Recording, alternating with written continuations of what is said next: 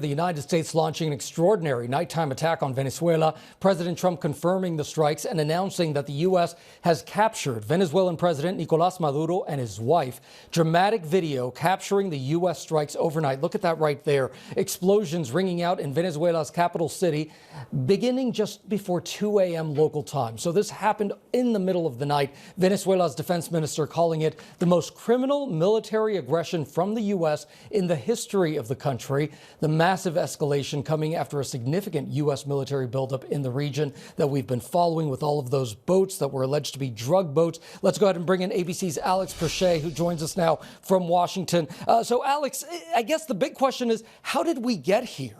Well, Gio, and we really cannot underscore enough just how much of an escalation this news overnight has been in the relationship between the U.S. and Venezuela. But this is something that has been brewing for months, if not even years, specifically the tension between the U.S. and Nicolás Maduro. But I will say we have seen an uptick in activity by U.S. operations in that region. Those boat strikes, which first began back in September, have now been more than 30 alleged drug boats that have been struck.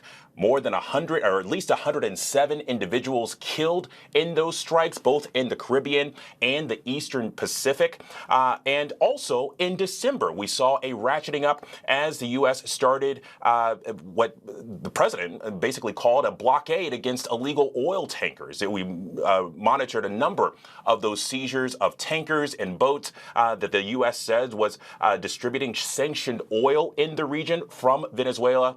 And then also specific pressure on the Maduro family. Obviously, today's operation, which led to the capture of Maduro and his wife, Celia, but also earlier in December, we saw 3 of his nephews sanctioned, who were also charged or allegedly charged in participating in that Venezuelan oil or the trafficking of sanctioned oil in the region, much of that oil going to Cuba, one of Venezuela's biggest allies.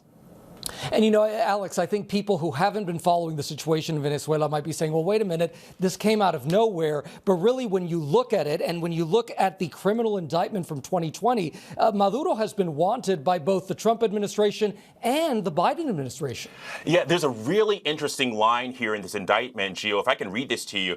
It says for more than 25 years, Venezuelan president, ousted Venezuelan president Nicolás Maduro, was at the forefront of a narco-terrorism conspiracy that imported tons of cocaine into the United States, according to this indictment, which was unsealed hours after President Trump announced that the U.S. had captured Maduro for 25 years. And as you noted, this was something that President Biden had gone after him.